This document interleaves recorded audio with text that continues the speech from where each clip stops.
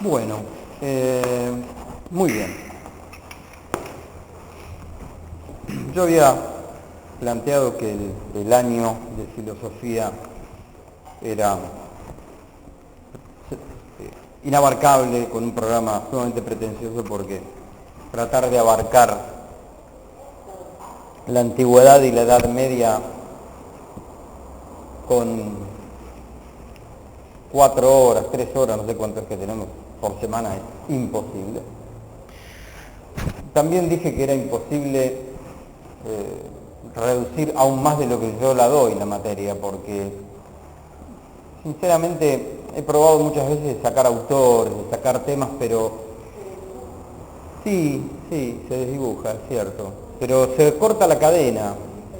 La historia, cuando uno la estudia en cualquier ámbito, yo nunca la estudié sistemáticamente como carrera, pero la he tenido como materias en los 3 profesorados que hice y es una cosa que siempre me apasionó la historia, a pesar que no manejo bien la historia.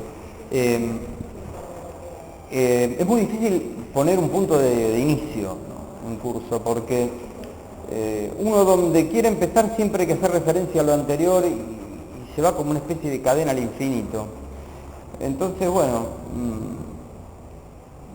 empecé por donde consideré que había que empezar, que es por el origen de la filosofía. Nosotros tendremos que llegar este año hasta lo que se llama la modernidad. Pero bueno, de medioevo vamos a poder dar hasta que nos dé el tiempo. Así que creo yo... Sí, bueno, sí, eso lleva un tiempito. Sí.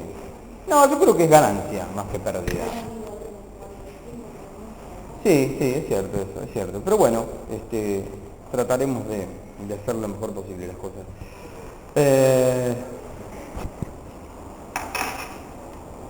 Bien, por supuesto que la antigüedad clásica no se termina en Aristóteles, ni mucho menos.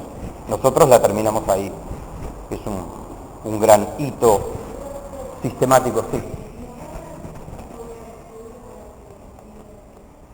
Ya lo di hasta qué autor, hasta Platón lo di. Sí. Sí, tendremos que dar a partir de Aristóteles hasta donde demos. Eso lo haríamos por ahí como integración, ¿no? Por ahí el último encuentro que tengamos, seguramente sea el martes ese anterior o si lo quieren, ¿sí? Si no, vayan ustedes haciendo también un relevamiento de temas. Aristóteles se lo puede pensar por los binomios, por las composiciones. La semana pasada les subí a YouTube una clase mía del año pasado donde integro Aristóteles con Platón. Está bastante bien explicado, hay un cuadrito, así, no es PowerPoint, pero hay una imagen escrita donde yo hablo, ¿sí? Todavía me falta completar una parte que en esta semana lo hago, pero pueden ir viendo eso, ¿sí? Es el último video que subí. Se llama Aristóteles. Aristóteles 1 se llama. Y aparte en el comentario dice, ¿no? Para el profesorado de psicología del canónigo Guido Andrés. Bien. ¿No te carga el video? Claro.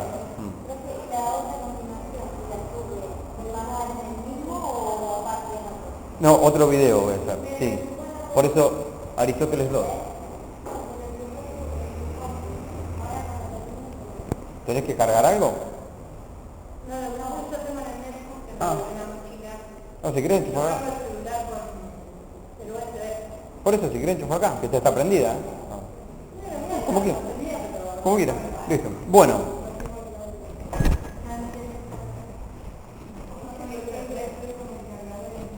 Ya vengo.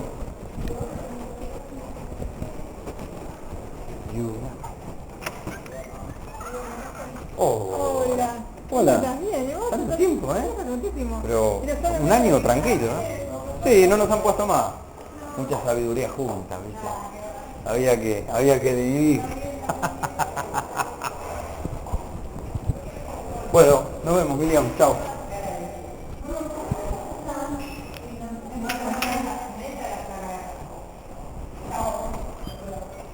Bueno, muy bien. El primer problema que vamos a tener con la Edad Media es la misma Edad Media. Va a ser el problema, claro.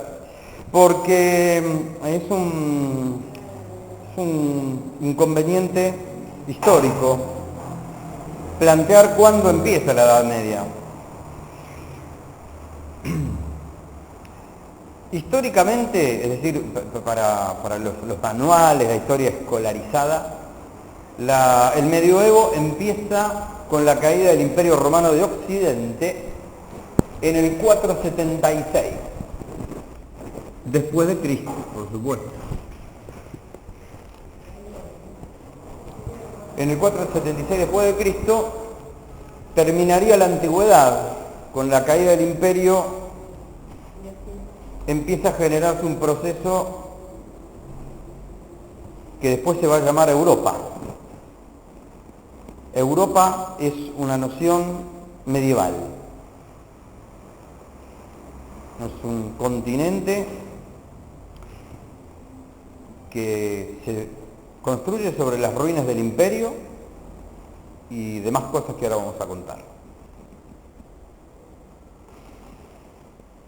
El nombre Edad Media es un nombre peyorativo que le pusieron los humanistas italianos de la modernidad, porque en el humanismo renacentista, sobre todo el humanismo florentino, vio en la antigüedad un florecimiento cultural muy importante en Grecia y en Roma, que ellos se adjudicaron el adjetivo de hacer renacer esas artes antiguas. Por eso se llamó Renacimiento, el renacer de las artes clásicas. Yo digo peyorativo porque ellos le ponen el nombre de Edad Media como si fuera una cosa intermedia entre la antigüedad y nosotros, que seríamos el Renacimiento. Los nombres a las épocas igual se las ponen los siglos posteriores y los historiadores. Ninguna época supo en qué época vivía. El hombre de la antigüedad no sabía que estaba viviendo en la antigüedad. Y el del medievo tampoco. A nosotros sí nos preocupa saber cómo se llama esta era. Contemporánea, tecnológica, posmoderna. Hemos puesto, creo que se va a saber así de cierto, dentro de 400, 500 años cuando estudien historia, al siglo XX, siglo XXI le van a llamar de una manera. Posmodernidad, sí, tal vez sea una posmodernidad. Bueno, muy bien. Cuestión que históricamente la Edad Media iría desde el 476, más o menos. Esta es la caída del Imperio Romano de Occidente. Ciro, no me había dado cuenta que daba Ciro. Caída del Imperio Romano de Occidente. Los historiadores también discuten un poco hasta dónde llega el medioevo, es decir, dónde empieza la modernidad. La modernidad empieza después de la Edad Media, es decir, históricamente tenemos Edad Antigua, Edad Media, Edad Moderna, mod, y Edad Contemporánea. Nosotros estamos acá. ¿Vieron en los mapas esto de los edificios que dice usted está aquí? Bueno, nosotros estamos aquí, ¿sí? Muy bien, el medioevo más o menos va históricamente del 5 al 15. Son 1000 años. Cuando algunos historiadores hablan de la noche de 1000 años, se están refiriendo a la Edad Media de manera funesta, ¿no? Por eso le dicen la noche de 1000 años. Bueno, más o menos el medioevo se puede considerar que se cierra en el 1453, cuando cae la otra parte del Imperio Romano, el Imperio Romano de Oriente. Y tendría que volver a poner Ciro, acá, Ciro. Caída del Imperio Romano de Oriente. Esto cae en manos del Islam turco y esto cae en manos de los cérulos. Muy bien. Cuando a nuestra mente viene el Imperio Romano, viene este Imperio Romano. el occidental. ¿Sí? Hay un emperador que lo divide en dos. En realidad lo divide en cuatro, pero bueno. Ya había una disociación muy grande entre uno y otro y son invadidos y cae Roma, no Constantinopla. ¿Alguien conoce Turquía? Hoy la ciudad de Estambul es la antigua Constantinopla. Muy bien. Y Roma sigue siendo la ciudad eterna. Bueno, ¿qué pasa en filosofía? Y pasa algo diferente en filosofía. Porque en filosofía no podemos esperar al siglo V para decir que tenemos una filosofía medieval, que es lo que nos interesa a nosotros.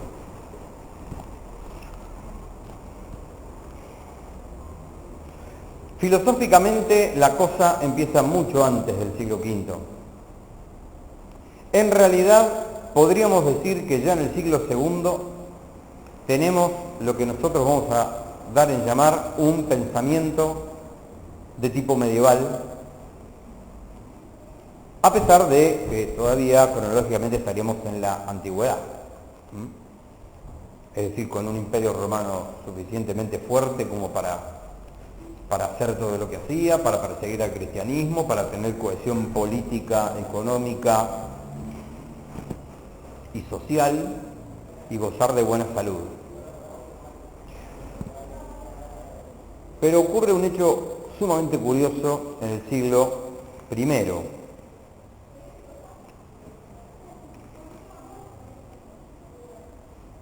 ¿A qué llamamos siglo I? Yo estoy hablando así como si nada.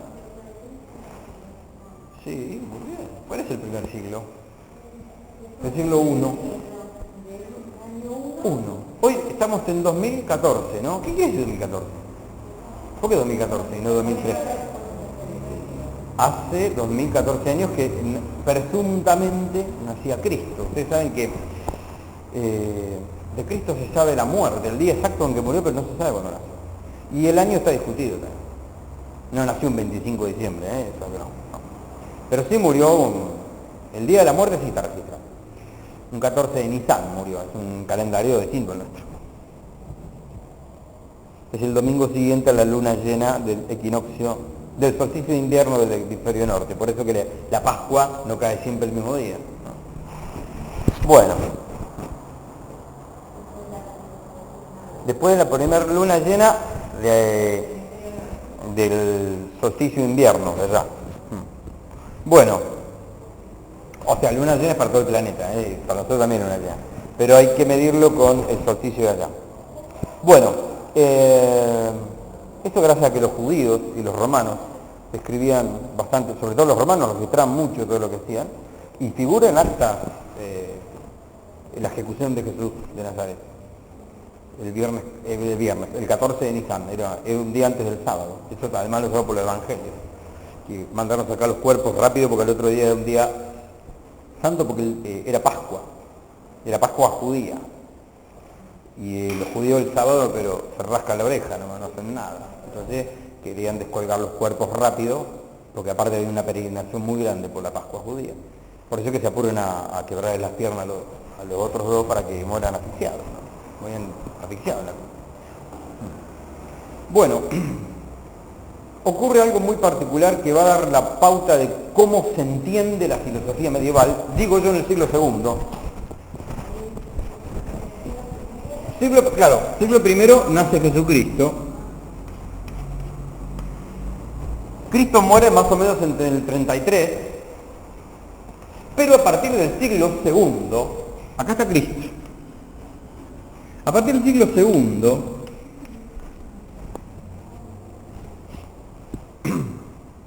la iglesia de Jesucristo, la iglesia que funda Jesucristo, la iglesia,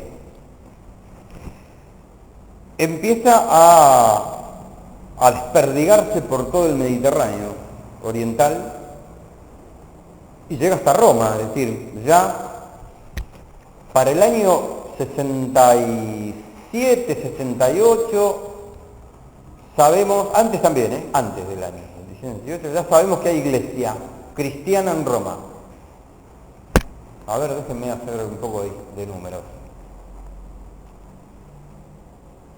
Ya en el 49 tenemos las crónicas que hablan de una expulsión del emperador Claudio de un montón de hecha a todos los judíos de Roma, porque los judíos no convertidos al cristianismo estaban muy molestos con los cristianos,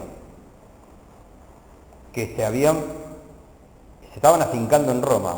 Para los judíos el cristiano es un hereje y traiciona al pueblo elegido, ¿no? La judería estaba alborotada, dice uno de los escritos, hasta que Claudio los echa. Esto es inédito en el mundo del Imperio Romano. Me voy a detener un poquito en esto porque creo que hace bastante a la mentalidad que tenemos que tratar de desarrollar para entender la Edad Media. Una de las virtudes que tenía Roma,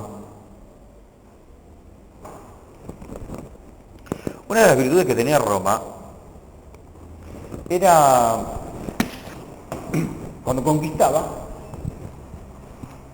respetaba todo lo que podía la cultura del pueblo que había invadido. No arrasaba con todo, arrasaba militarmente, pero respetaba su religión, respetaba sus costumbres. Fue la gran herramienta de conquista.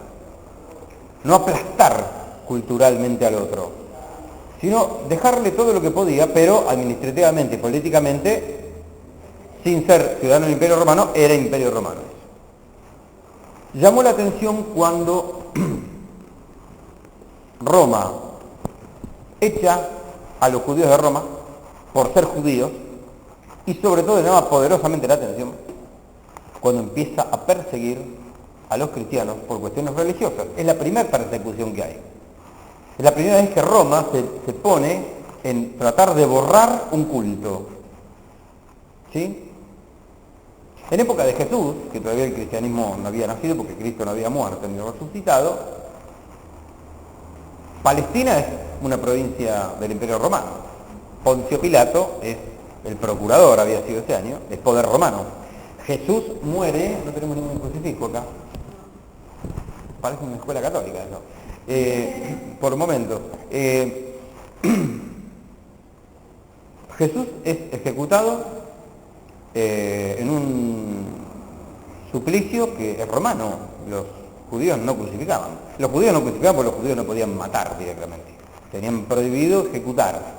Ellos podían sentenciar a muerte, pero los que tenían que ejecutar la pena eran los romanos. Por eso que el Sanedrín va a golpearle la puerta a Poncio Pilato, que crucifícalo, le dice. Vos crucificalo, nosotros no podemos matarlo, pero sí lo condenamos.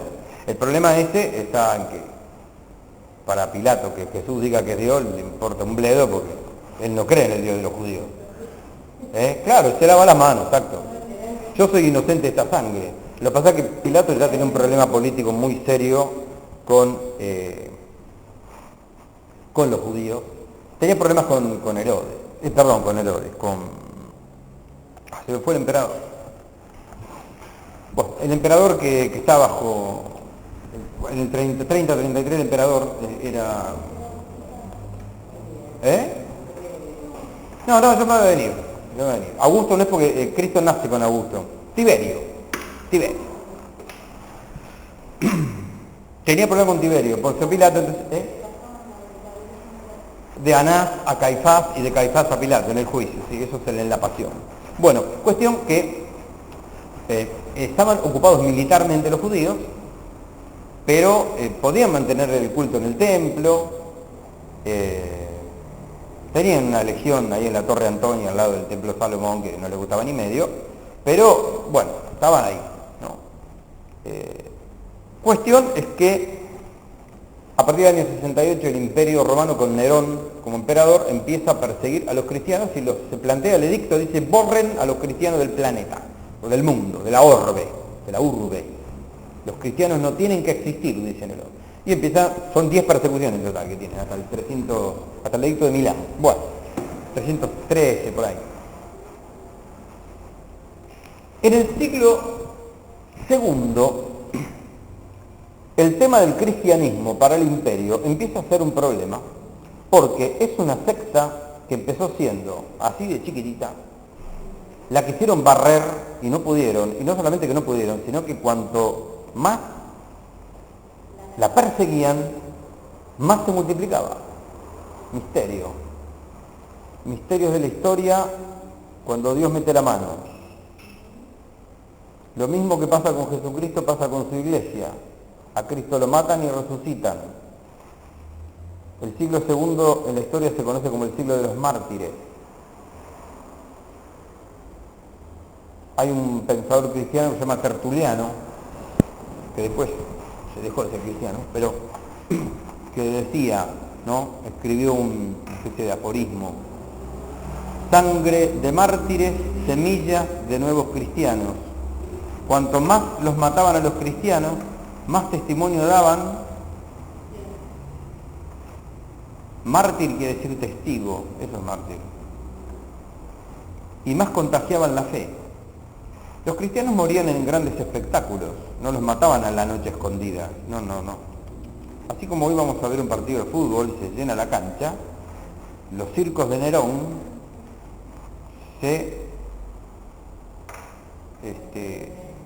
se arengaba muchísima gente y se veían sacrificios humanos entre gladiadores que peleaban hasta la muerte y se tiraban cristianos a los leones, grandes, chicos, embarazadas, viejos, todo, a la fiera.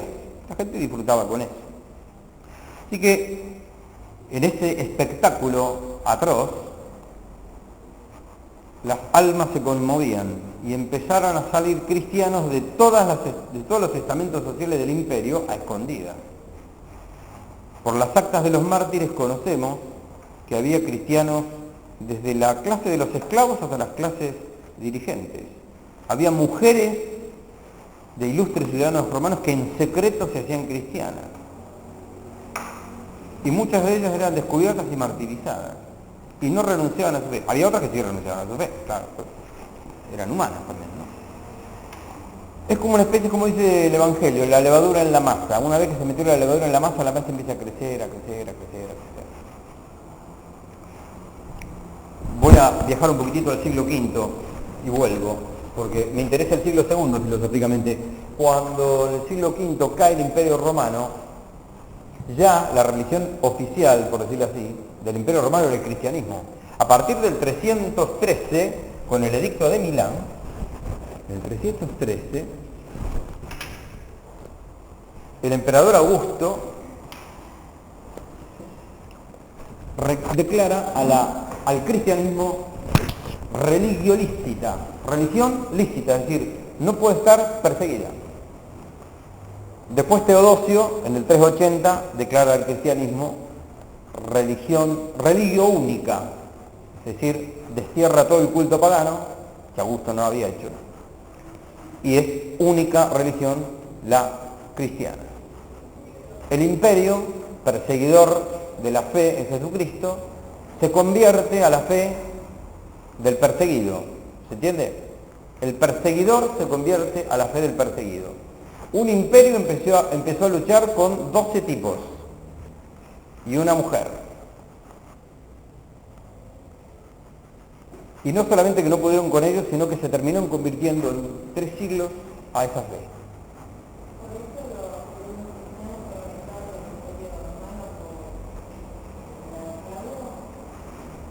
Por convertirse no. Los judíos no convertidos al cristianismo no querían que se instalara en Roma una iglesia cristiana. Una iglesia cristiana que consta en las cartas de San Pablo, por ejemplo, hay una carta que es la carta a los romanos. Lo que no sabe muy bien quién fundó la iglesia, se cree que fue Pedro, apóstol, pero el revuelo que hay en la década del 40 en Roma es por los judíos que no eran cristianos, que no querían saber nada con lo que ellos llamaban los nazarenos. A nosotros nos dicen los nazarenos, los judíos. Una nota, en base a tu pregunta me doy cuenta de una cosa que yo no dije. Les podríamos preguntar qué hace un judío en Roma. Los judíos han sido expulsados de su tierra siempre, lo siguen siendo. Este desastre que hay en Palestina es porque ahora, desde hace ya varias décadas, se están peleando con los palestinos, con los musulmanes, ¿no? Pero toda esa franja, ¿no? Desde Siria, desde la ciudad de Antioquía hasta la franja de Gaza, entrando a Egipto, todo eso era Israel. En la época de David, en la época de Salomón, era Israel y Judá.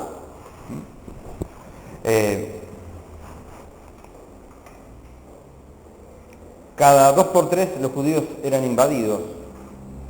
Fueron invadidos por los asirios, fueron invadidos por los babilonios, y cada vez que eran invadidos eran expulsados de su tierra, mandados prisioneros, y algunos escapaban. Ese fenómeno se llama diáspora. Diáspora, ¿la escucharon la palabra alguna vez? Diáspora. Diáspora es desperdigarse, dispersión. Cuando los judíos eran dispersados,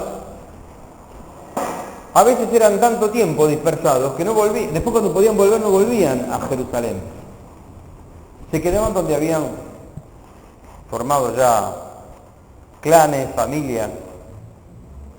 Y uno de los lugares donde más se refugiaron fue en Roma. Las juderías más grandes del Mediterráneo están en Roma en esa época. Las excavaciones arqueológicas de no hace mucho tiempo han descubierto 13 cementerios judíos en Roma y 6 sinagogas en la ciudad vieja, en la ciudad eterna. Ustedes saben que los judíos hasta hoy día se entierran aparte, ¿no? Acá en el cementerio, si vamos, sobre... ¿qué? 72, sobre 72 está la entrada, en la mitad de la manzana está la entrada al cementerio de ellos. Ellos siguen creyendo que son el pueblo separado, el pueblo elegido, y no pueden ni casarse, bueno, cuando son muy piadosos, ¿no? Ni se casan con alguien, y no se casan con otra que no sea una judía, y son enterrados en el cementerio judío. ¿No? Ellos hacían lo mismo. Ahí está, sí. No, de Cristo no, del Mesías. Sí, al Mesías, sí, Mesías en hebreo quiere decir Christos, sí, es lo mismo, ungido quiere decir, muy bien, es lo mismo. ¿Cómo?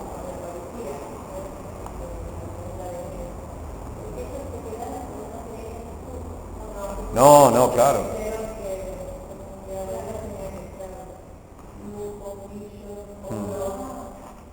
Sobre todo poder terrenal, como dice acá Rosana, ¿no? Es decir, una de las cosas que... Claro, termina crucificado. No. Sí, hay un tema muy interesante. Hay un libro de Benedicto XVI que se llama Jesús de Nazaret, el segundo tomo.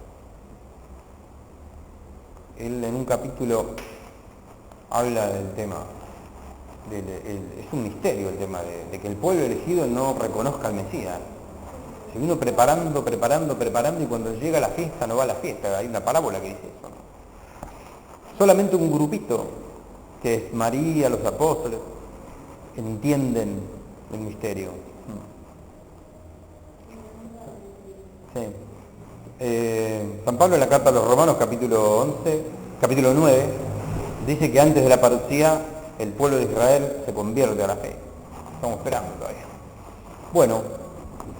Bueno, muy bien. Sí.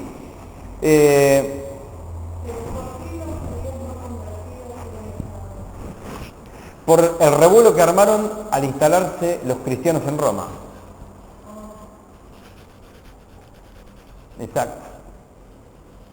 ¿Sí?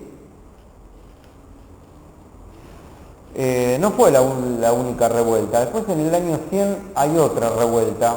Hay una carta de un tal de Suetonio a Trajano, el emperador, que también le dice que no sabe qué hacer con la judería que está alborotada por un tal Cristo. Que hay una secta que me dice el escrito, que se junta de noche y hacen reuniones hasta el alba para comer el cuerpo y beber la sangre de un tal Cristo. Y claro, los tipos se creían que eran antropófagos, no entendían la Eucaristía. Claro, esperaban el amanecer para celebrar la misa y pasaban la noche en meditación. Claro. En vigilia, ¿sí? Exacto. No me acordaba que me acordaba de eso. Bueno, yo decía que filosóficamente les interesaba el siglo II. Esta iglesia que empieza a crecer, en el siglo II ya tiene lo que se llaman los padres de la iglesia. Los padres apologetas y padres de la iglesia. ¿Qué es un padre apologeta? Bien, un padre apologeta es un sucesor de los apóstoles que hace apología.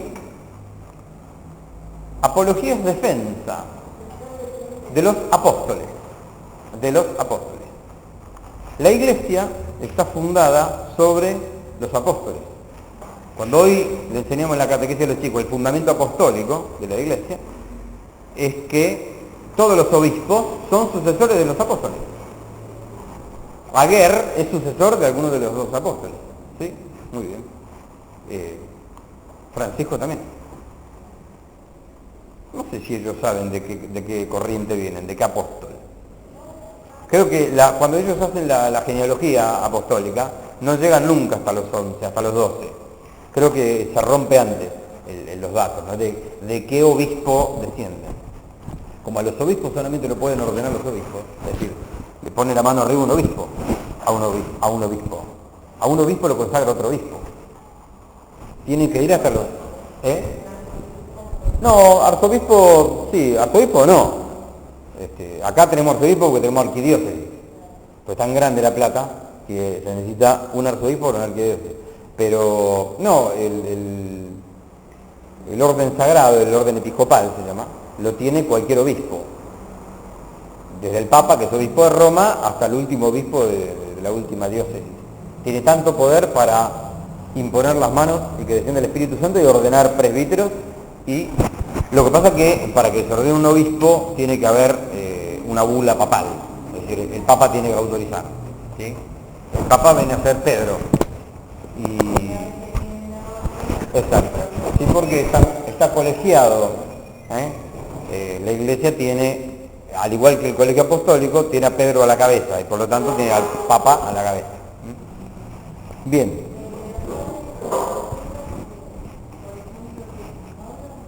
No, San Pablo es apóstol. San Pablo de Tarso, Pablo de Tarso, no, Pablo es apóstol de Cristo. Es decir, es como Pedro, es como Mateo, como Juan. San Pedro es apóstol, sí. El príncipe de los apóstoles, Pedro.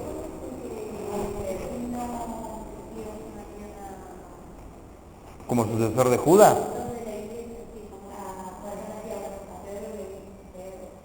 No, pero no entiendo. Ah, el primer papa Pedro, sí. No te entendía la pregunta. ¿El primer papa? San Pedro, sí. Muy bien. La estructura que tiene el Colegio Apostólico, es decir, los 11 con Pedro a la cabeza, es la Iglesia de hoy. Todos los obispos con Francisco a la cabeza. Igual. Nada más que más grande, claro, obvio. En la catedral es la cátedra del obispo. Ah, no. ¿En la fachada sí? No, esos son los 4 evangelistas. Creo que son los 4 evangelistas. Pasa que el escultor es alumno mío. Sí. Lo tengo ahora en tercer año de gnoseología ya. Cercato, Gabriel Cercato. Él fue el que... más joven que yo, más joven todavía, mirá. Joven, Gabriel, sí, muy talentoso. Ahora está haciendo el Vía Crucis de atrás. Me gustan a mí las esculturas. Sí, trabaja muy bien. Bueno. ¿Qué me contaba? Un padre apologeta. Nosotros vamos a ver a Clemente de Alejandría, es el primero que vamos a ver, y el último, porque después tenemos que saltar a Santo Tomás de Aquino.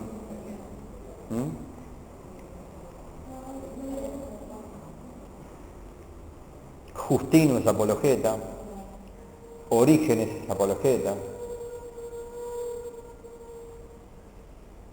Tertuliano es apologeta, lo que pasa es que después se mete en una secta que... Tertuliano, y sí, ¿qué quiere que se llame? Marcelo, Gustavo. Tertuliano.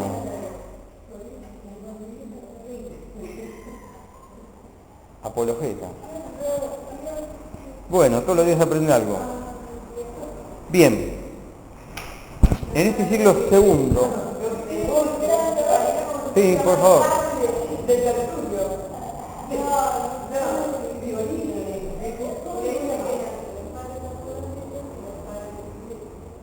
Bien, padre de la iglesia tenés por ejemplo a San Agustín, a San Ambrosio, padres de la iglesia, sí, esto se lo estoy dando porque lo preguntan, no.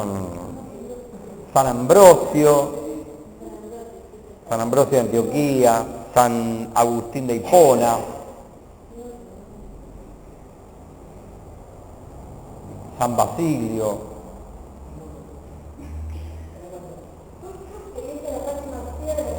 San Gregorio de Niza y San Gregorio de Nacianzo. Van a ver el año que viene cómo me van a extrañar. Bueno, pero esto bueno, estoy dando un paneo histórico, no entré en la filosofía todavía. Un paneo histórico. Y tengo que mostrar más o menos. Acá hay más datos históricos que en el siglo V a.C. No sé, eso lo dirán ustedes. No sé. Bien. Bueno, en el siglo II, estos padres apologetas, defensores de la fe, que son perseguidos por el Imperio Romano, empiezan a defender la fe de las acusaciones del paganismo.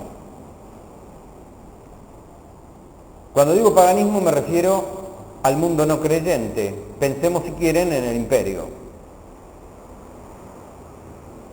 Los intelectuales del mundo greco-latino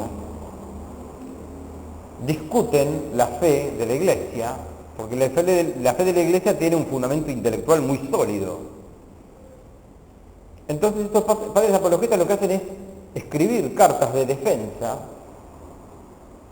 respecto a que en lo que ellos creen es totalmente razonable. Y eso es lo que a nosotros nos va a interesar filosóficamente. Es decir, que con la fe en Jesucristo y en su iglesia se puede filosofar. Y que la sabiduría de los griegos y la sabiduría de los latinos, la cual nosotros no hemos visto, pero tienen pensadores como Séneca, como Virgilio,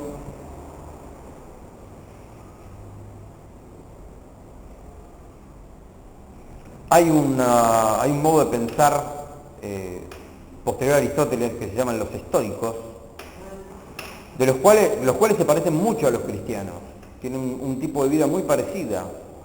San Pablo toma mucho de los estoicos en su manera de escribir, por ejemplo, las cartas.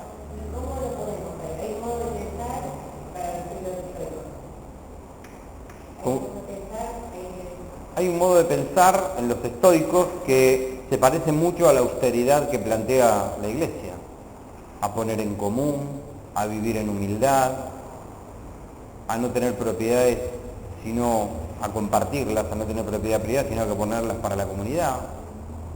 ¿Sí? Muy bien. Estos padres apologetas, estos padres de la Iglesia, empiezan a enterarse, porque son bastante cultos, empiezan a leer los libros paganos. No solamente leen la Biblia, no tienen una mentalidad sectaria como tiene un judío, tienen una mentalidad abierta por Jesucristo y por los dones del Espíritu Santo. El don de ciencia y el don de sabiduría son uno de los 7 dones que recibimos en el bautismo y la confirmación. Ese don de ciencia y sabiduría les hace abrir la cabeza. Entonces no se dedican a leer nada más que la Biblia. Están en un mundo donde circula literatura antigua, poesía, teatro griego, tragedias griegas. Y también circulan los libros que sostienen la filosofía que estuvimos estudiando hasta ahora.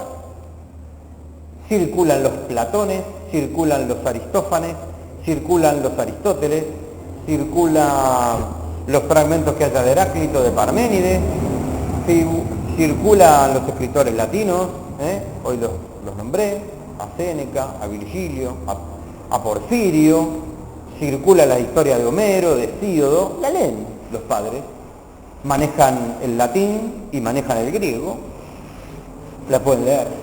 El griego, es una cosa interesante esa, el griego es la lengua, ¿sabes lo que es una lengua franca? Una lengua común. El Imperio Romano era un crisol de pueblos y de credos y de idiomas y de puertos, porque no se olviden ustedes que el Imperio Romano es una gran casa quinta con una pileta, con una laguna adentro, que es el Mediterráneo. Si hay una vía de comunicación y de traslado en la antigüedad es el agua. No existían los aviones, existían las vías de los romanos para carruajes y para la milicia, pero el agua trasladaba mucho mejor, porque el barco no hay que remar y usar la vela. Saber marear, como dicen los libros, manejar las mareas.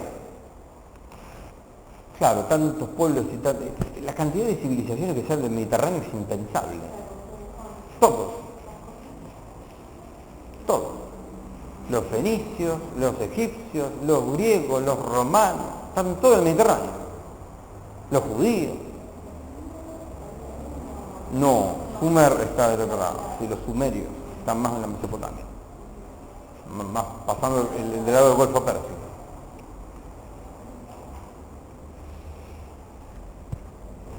El griego era la lengua franca, la lengua común, se llama koiné, con K, koiné, que es la que está escrita, por ejemplo, el Nuevo Testamento.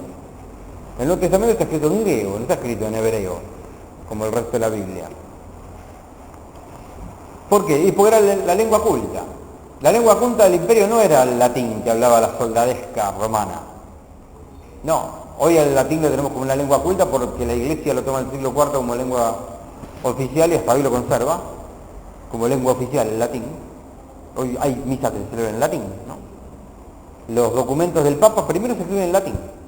Por eso que los títulos de la encíclica son en latín.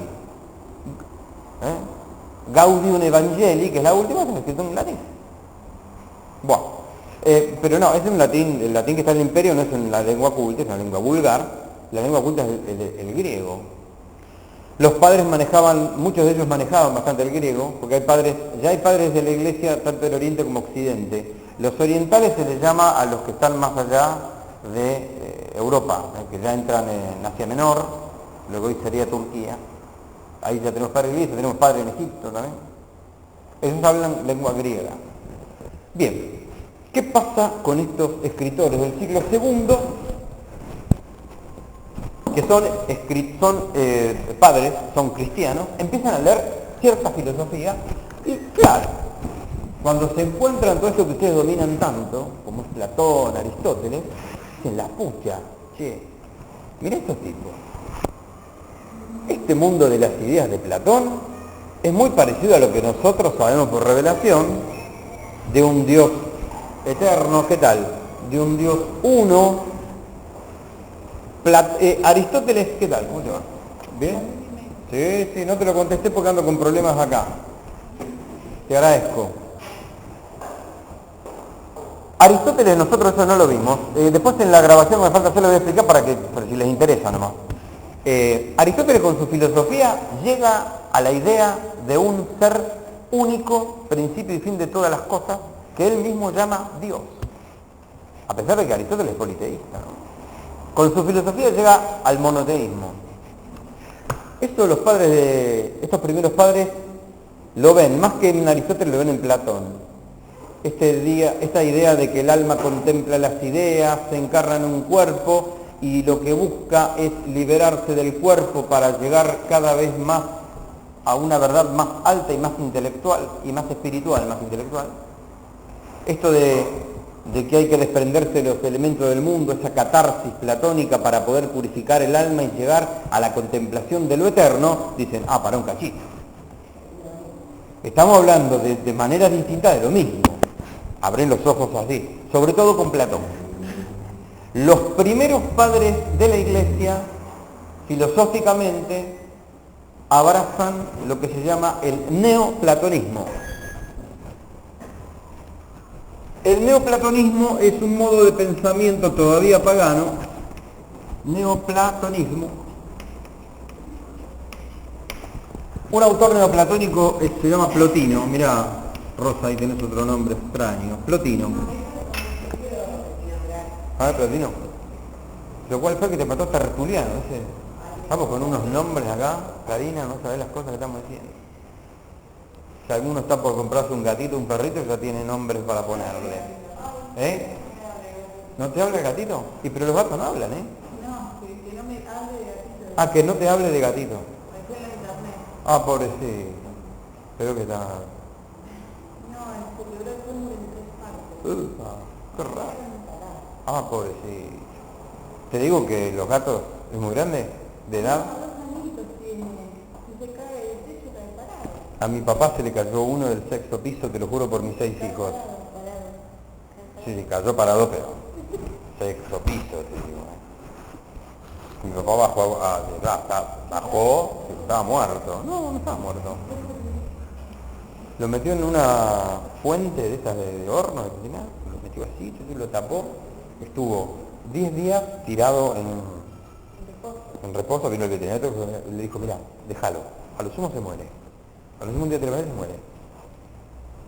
Como a los 6, 7 días empezó a caminar, a tomar agua, vive todavía. 6º piso, Impresionante. Claro.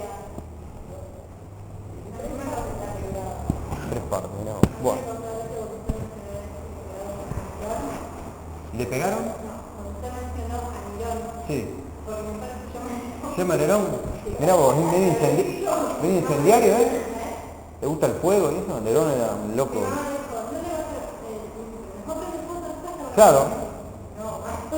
Nerón prendió fuego Roma. Y encima los culpó a los cristianos. Pedazo de loco.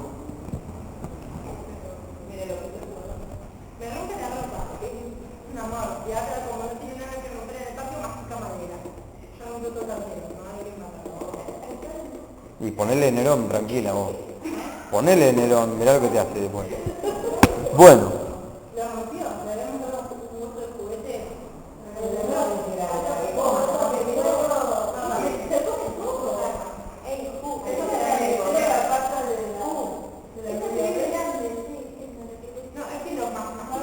Bueno, ponele el Plotino. Por ahí te vaya mejor. Bueno, seguimos. En este gesto que acabo de hacer, de encontrar a Platón y a los neoplatónicos y darse cuenta que hay un paralelismo con la fe, ese gesto va a recorrer toda la Edad Media. Porque la Edad Media va a ser un periodo de síntesis. ¿Qué es una síntesis? En filosofía una síntesis no es achicar un texto. Como decimos nosotros, me dieron para estudiar 10 hojas, hice una síntesis e hice 2. No. En filosofía la síntesis es un tercer momento de 2 oposiciones. Se afirma una cosa, se afirma la contraria. A la primera se le llama tesis, a la segunda se le llama antítesis. Generalmente, y con mucha sabiduría, el tiempo va haciendo que estas cosas que se contradicen en un principio, o aparentemente son contradictorias, empiecen a hacer esto.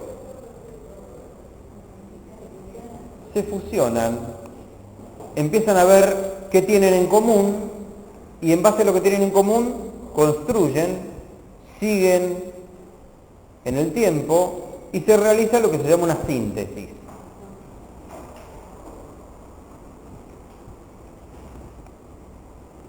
Si hoy nosotros nos preparamos un café con leche, podríamos decir que eso es una síntesis. Tomamos café y tomamos leche.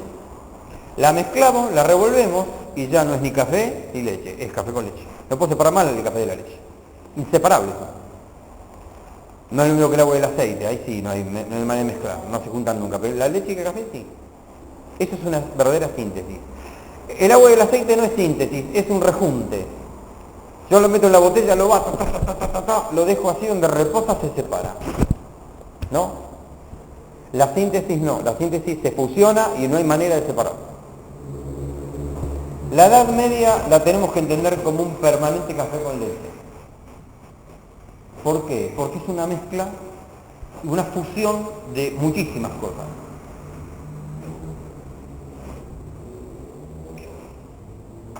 A nosotros la síntesis que más nos va a interesar es la de la filosofía con el saber religioso.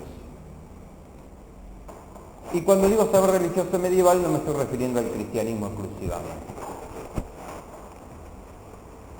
Vuelvo a repetir. La Edad Media es un momento, es un periodo de la historia de síntesis. De síntesis de uno, dos o varios modos de pensamiento. Pero el tipo de síntesis que más hay que tener en cuenta para entender la Edad Media es un pensamiento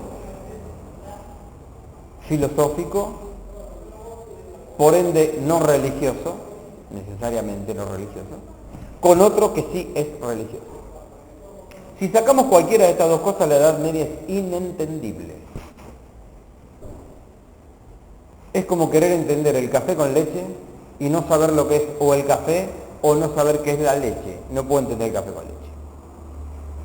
Voy a ver que es una mezcla color marroncita, pero no voy a saber de dónde viene. ¿Me explico? Esta advertencia la hago porque la historiografía que suele aparecer en nuestra currícula educativa está impregnada de una historiografía marxista o materialista que es muy injusta con la Edad Media, cuando no muy ignorante de la Edad Media. La modernidad y la posmodernidad ha denigrado bastante la Edad Media históricamente, no sé, entendiendo que lo primero que hay que hacer con la historia es juzgarla en vez de comprenderla. Y entonces, por ahí en nuestros manuales encontramos que de medioevo se dice poco y nada. Y en la historia de la filosofía es sumamente importante.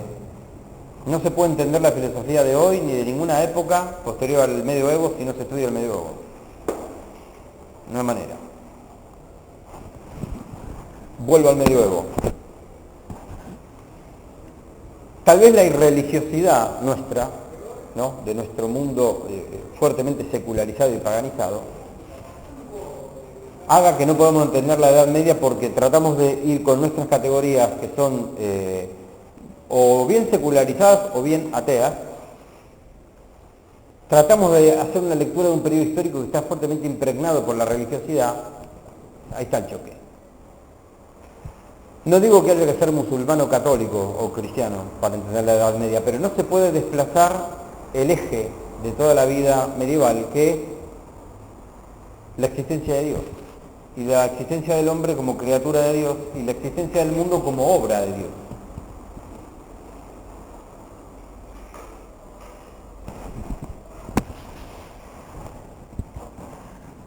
En esta caída del Imperio Romano de Occidente en el siglo V,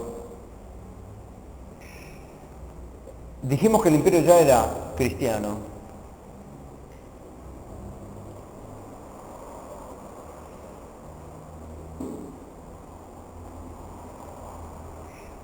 El imperio cae porque es invadido por un pueblo que todavía no nombré, por unos pueblos, unos cuantos pueblos que todavía no nombré, que le van a poner un ingrediente más al café con leche. Supónganse, para seguir con el símil, podremos hablar ahora del azúcar. A mí me gusta tomarlo amargo, el café con leche, pero la mayoría de la gente le pone azúcar. Bien. El tercer ingrediente de esta mezcla es lo que le empieza a pasar a este continente a partir más o menos del fin del siglo IV hasta fines del siglo V, que son las invasiones bárbaras. Invasiones bárbaras.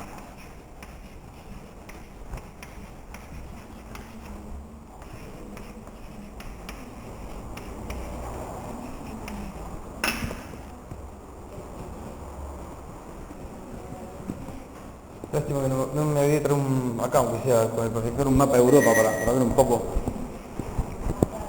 de Europa. ¿Ahora ya? ¿Podemos? Ah, no, sí.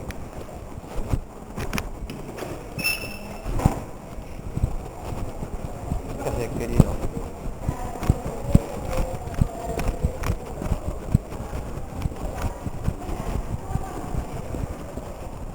¿Tendrás un mapa de Europa? A ver. Te agarra justo, ¿eh? Tengo el mapa. No importa que sea político, porque tengo que hablar del imperio, así que... Del imperio romano no debes tener, seguramente. Pero vamos que sea Europa, porque no pasa en un pueblo. Te decís el Cáucaso, es lo mismo que decir la cordillera de los Andes, digamos.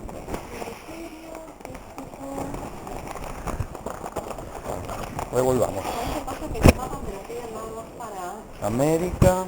para usarlo en pantalla. Y claro. Europa. ¿Europa tenés ahí? Europa.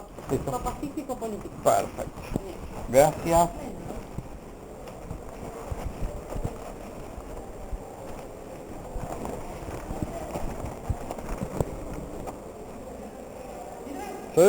Sí. Gracias, ¿eh?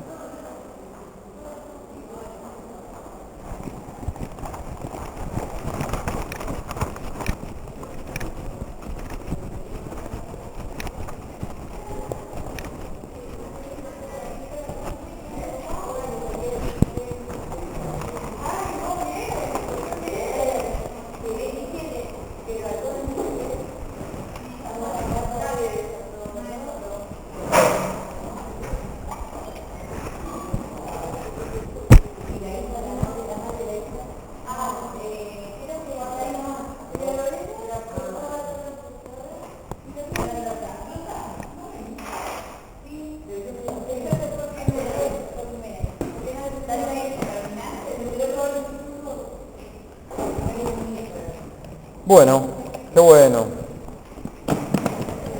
Qué bueno que tenemos mapa. No estaba escuchando, perdóname. No estaba escuchando, ¿eh? No estaba escuchando lo que estaban charlando. Estaba pensando en el mapa. Bueno, a ver, pasemos en limpio. Hemos hablado de muchos lugares. Jerusalén estaría acá. Está tapado. Jerusalén estaría acá. Jerusalén. Europa termina acá. Acá está Constantinopla. O Estambul. Actual Estambul. Esto es Turquía hoy. Acá tenemos Roma.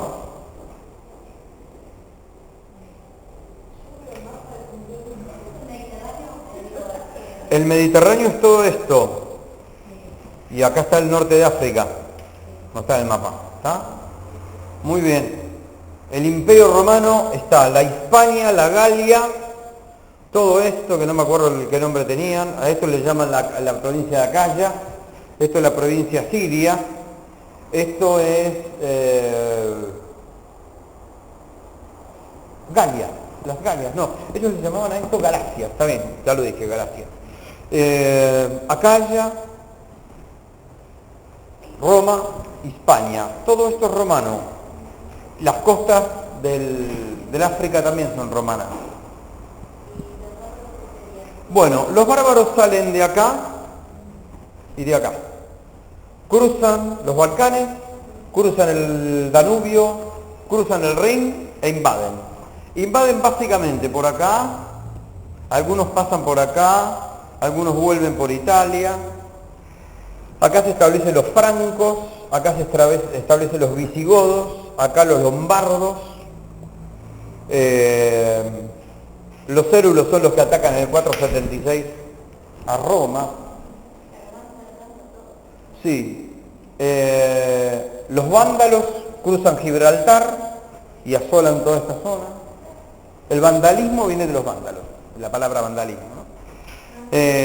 Ostrogodos, visigodos, vienen todos de acá, vienen todos empujados por una horda terrible, que son los hunos, con Atila a la cabeza. Los hunos vienen empujando a todos estos pueblos. Eran pueblos, se transforman en nómades porque los hunos los vienen empujando. Bien, esta es el azúcar de café con leche. Es decir, tras que hay un imperio que para el siglo V se cae a pedazos, por varias razones, entre ellas por las invasiones. El imperio romano está fundado sobre ciudades. Sociológicamente el imperio romano es no sé cómo decirlo, es un imperio con reyes en ciudades. Tiene un planteo urbanístico el imperio romano.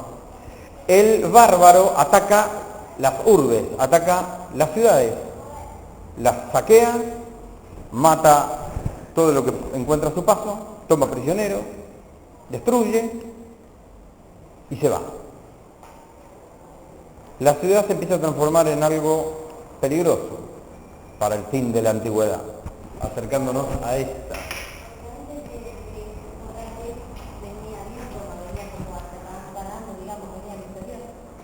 Sí,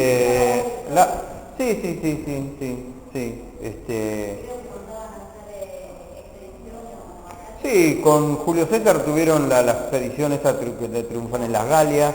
Trajano conquistó mucho también por acá, que acá no está en el mapa. Algunas provincias de acá son anexadas por Trajano. Trajano está en más o menos el 100 y pico. Insisto que yo la historia la tengo medio pipi, así. Muy bien. Hasta que, bueno, los bárbaros están mucho después, los bárbaros a partir del casi fin del siglo IV. Bueno, se empieza a hacer este caldo de cultivo de razas, pueblos, culturas.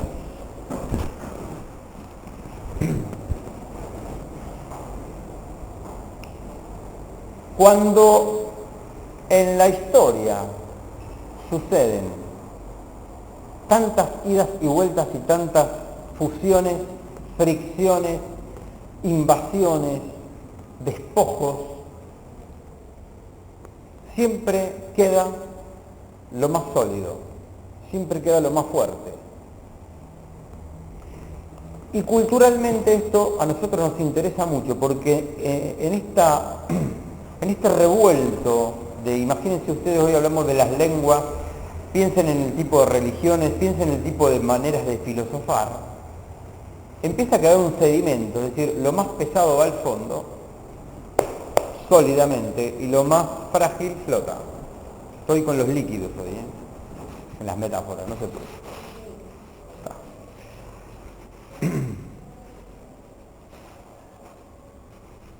Europa es una nación medieval. Europa nace en la Edad Media. ¿Cómo qué nace? Como un crisol de pueblos, de razas, de cultura, de lengua, de religiones, que pugnan unas con las otras hasta que quedan las más fuertes. Y claro, acá no estamos hablando de fuerza nada más que física, al decir pueblos, al decir lenguas, al decir sistemas filosóficos, religiones. Estamos hablando de fuerzas de tipo, ¿qué? ¿Qué tipo de fuerzas son? Culturales, espirituales, para ser más general. Pero me gusta la palabra cultural, quedémonos con ella. Nota al pie, paréntesis. Hoy está muy de moda el relativismo antropológico y cultural, que plantea que no hay culturas más fuertes que otras, que no hay culturas más desarrolladas que otras, que no hay culturas superiores a otras.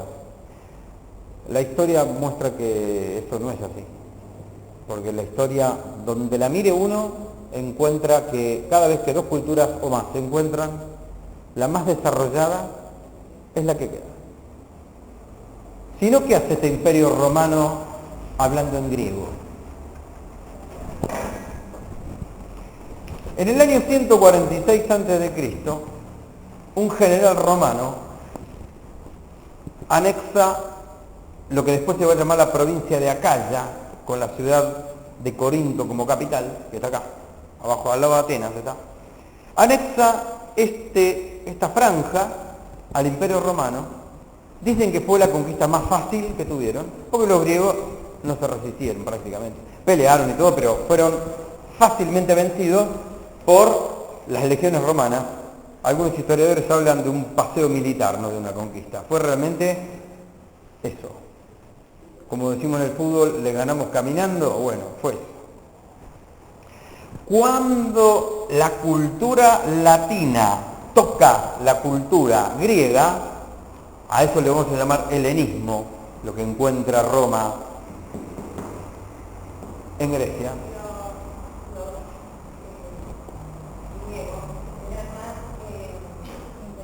Claro, exacto.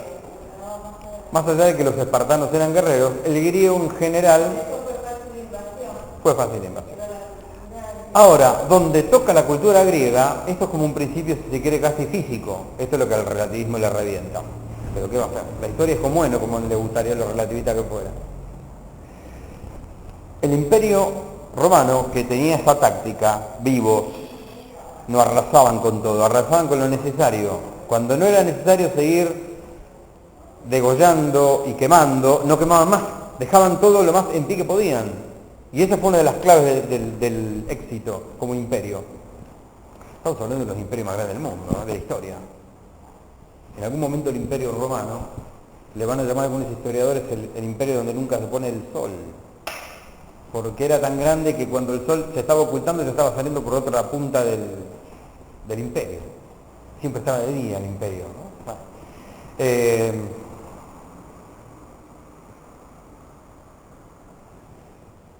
Muy bien. Se me fue la idea. El relativismo, sí. No, lo de las fuerzas, exacto. Gracias, Roxana.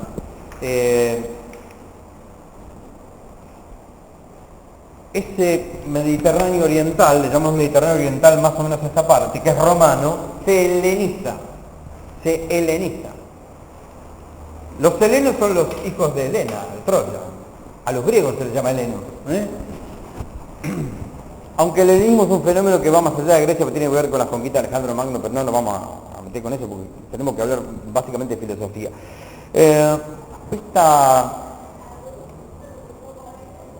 Entonces esta mezcla que juega un poco con la imagen del café con leche. Cuando los bárbaros entran a un imperio romano que se está cayendo a pedazos por otras razones, no solamente por las invasiones, hay una decadencia moral y civil espeluznante. Ya los emperadores a partir de Nerón son un desastre. Los Flavios, el mismo Calígula. Hay una decrepitud moral dentro del imperio que se lo está carcomiendo de adentro. Otra lección de la historia: cada vez que una sociedad, sea un país, un pueblo, una ciudad, un imperio, lo que fuere, entra en decadencia moral, se empieza a derrumbar. No hay manera que se sostenga. No lo sostiene ni el poder militar ni el poder económico. Tarde o temprano se carcome, se cae a pedazos. Hay muchas tesis todavía, muchas hipótesis, mejor dicho, del por qué se cayó el Imperio Romano. Si fue por la decadencia interna o si fue por las invasiones.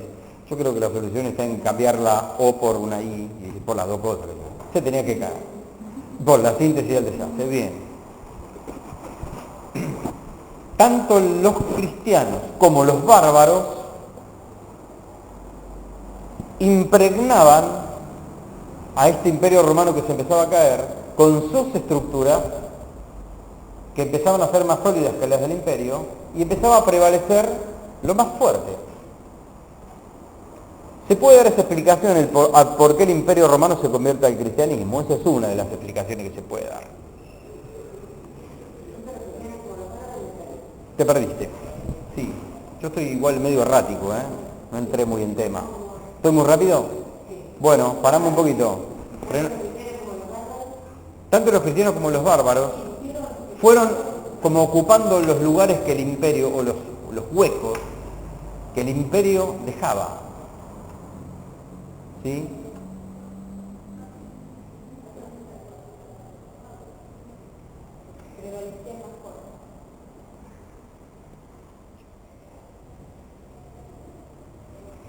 La Iglesia desde siempre fue, es y será o debe ser un factor en la sociedad aglutinante y reorganizador.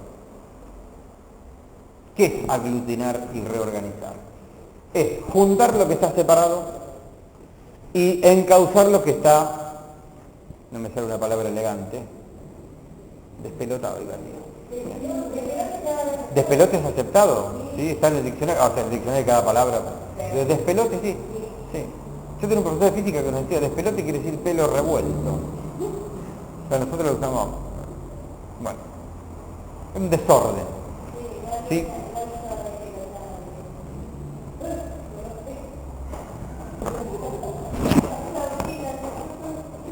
Gabriela Polisi. Sí,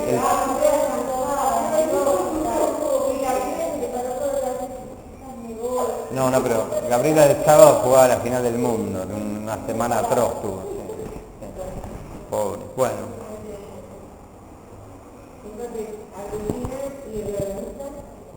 Y reorganiza eso, lo que está separado y lo que está desordenado. Ahí está, muy bien.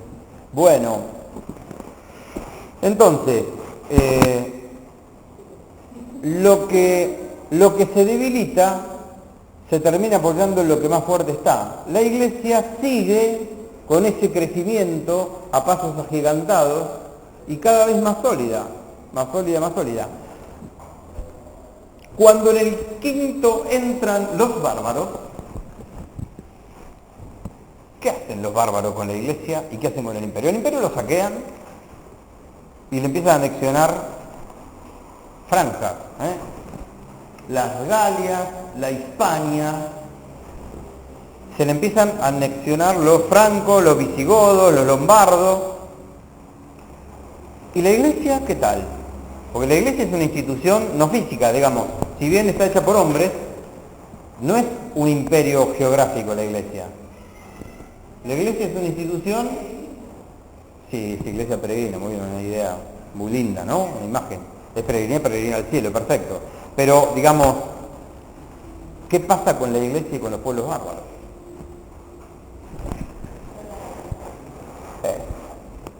Trata de unir lo que está separado, de ordenar lo que está desordenado.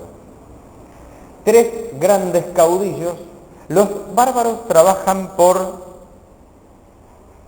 hordas, tribus, clanes.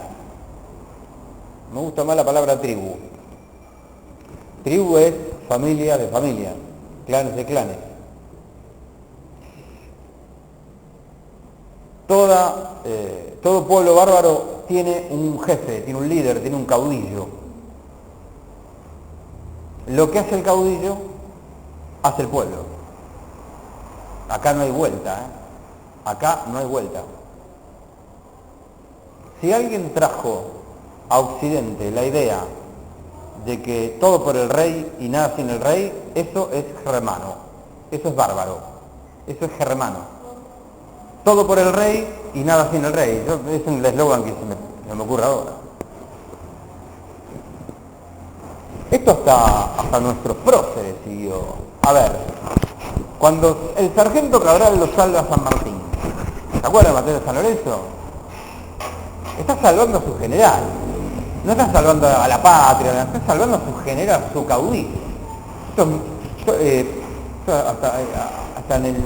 muy del militar esto, ¿no? Esta cosa que hay del militar, del responder al mando natural. Eso lo trae a Occidente el bárbaro.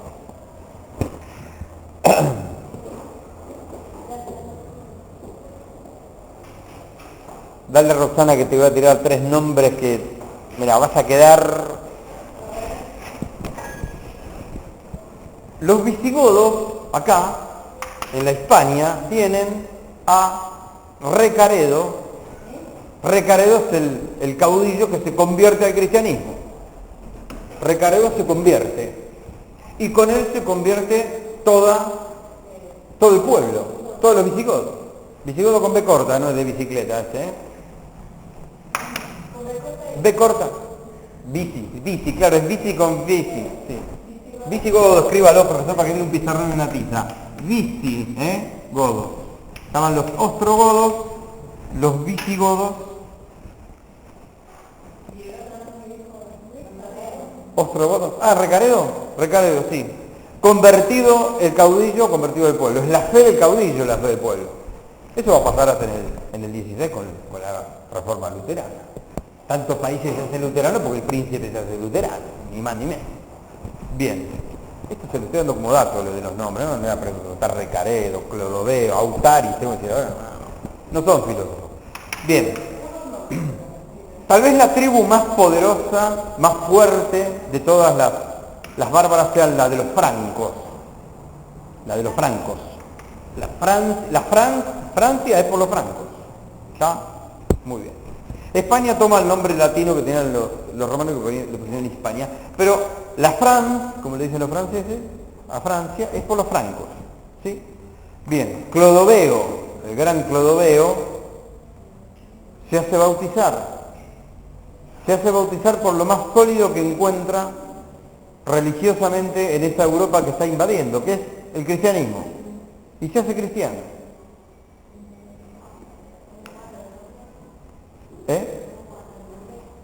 No entiendo, ¿estoy buscando nombres?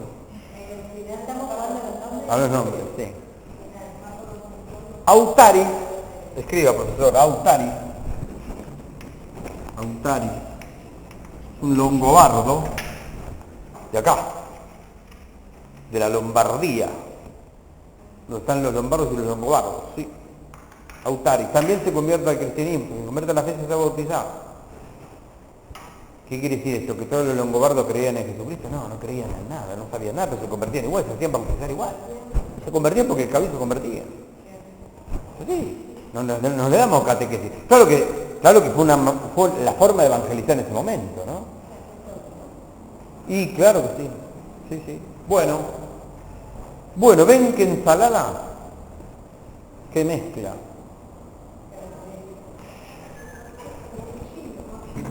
Si ya el café con leche quedó un licuado de cualquier cosa, y si encima, en el siglo VII,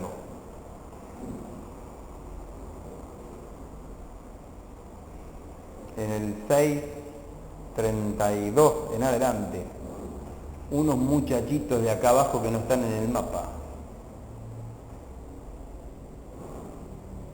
llamados musulmanes,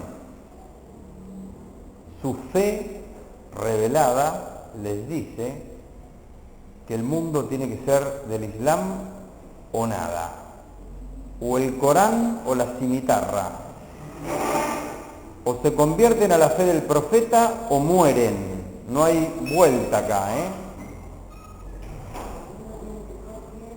¿sí? El Islam que sale de acá de la Meca, no está la Meca acá porque no tengo la península arábiga, está tapada por la referencia, ¿sí? En 150 años transforma este mar en un laguito árabe, es decir, corre por acá y corre por acá, invade e empieza a impregnar de cultura islámica, mora y turca a todo el Mediterráneo, ¿sí? Para el 900 esto es un lago árabe. ¿Sí? Seguimos metiéndole cosas al café con leche. ¿Está? Eso es Europa. Eso es Europa. Los españoles lo tuvieron 7 siglos acá abajo, Los musulmanes suben por acá, por Gibraltar. ¿Sí? Los moros. Suben hasta acá y San Hilario de Poitiers los baja. Los bajan acá. Los bajan hasta el río Tajo. Perdón, San Hilario de Poitiers no, la batalla de Poitiers quise decir, por favor. En la batalla de Poitiers los baja. Hasta acá. 700 años tuvieron, ¿no? ¿Conocen el dicho no hay moros en la costa? Es por eso.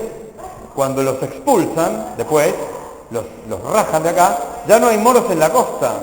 Por eso que la música andaluza tiene tanta cosa árabe, ¿sí? Y la arquitectura del sur de España es mitad árabe, mitad latina. Y claro, La guitarra esta que tocamos nosotros es la sucesora del laúd árabe.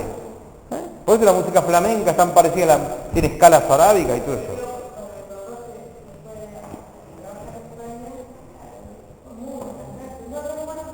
¿No hay moros en la costa? Sí. Es como que, mirá si algún día nosotros podemos llegar a decir no hay más inglés en Malvinas, es lo mismo.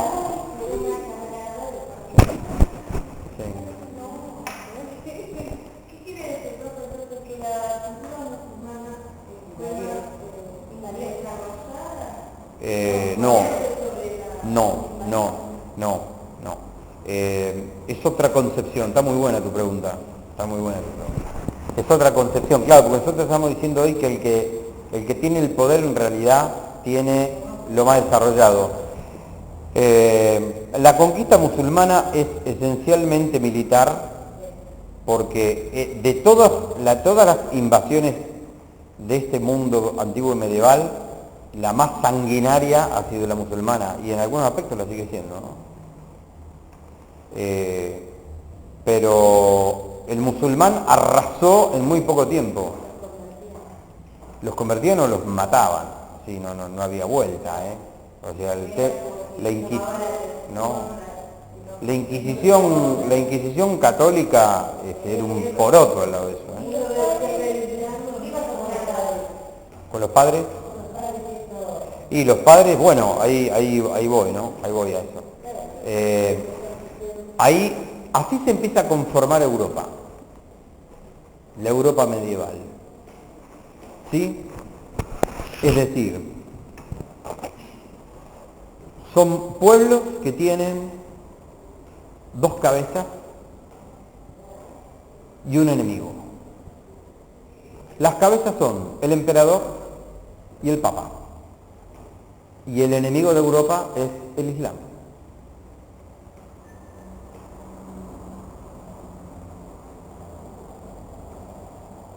El árabe sigue siendo hoy sumamente intransigente.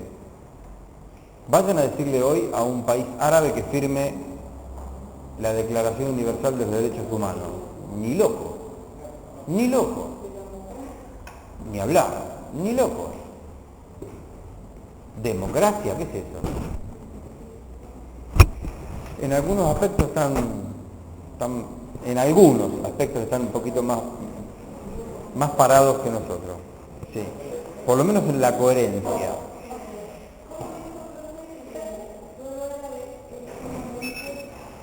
¿Intransigente dije? No me dijeron que estamos en recreo. Estamos en recreo, sí. Estamos, Rosa, estoy contextualizando. Me llama la atención tu pregunta, porque no la puedo responder, por eso me llama la atención. Estoy metiendo un periodo histórico en la cabeza, ¿sí? Bueno, a ver, ¿qué podría yo preguntar de esto? Se me ocurre respondértelo así.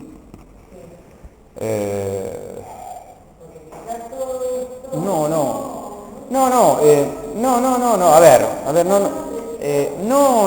me interesa. Por ahí explicar en qué consiste, por qué decimos, por ejemplo, que la Edad Media es un periodo de tinte, o de dónde toma históricamente la filosofía la noción de unir cosas dispares, qué contexto histórico tiene. Y ahí podemos hablar de un imperio romano que cae, de una iglesia que crece dentro de ese imperio que cae, de una oleada de pueblos bárbaros que a su vez invaden, y del Islam que después se transforma en el gran enemigo de todos ellos. Ahí. Pero si yo te mirá, lo dije en 50 segundos, ahora si yo te digo nada más que esto, que te dije en estos 50 segundos, no, está. Bien, perfecto. Yo esto lo estoy grabando igual, ahora, lo estoy grabando. Lo voy a subir, ¿sí? Digo por si...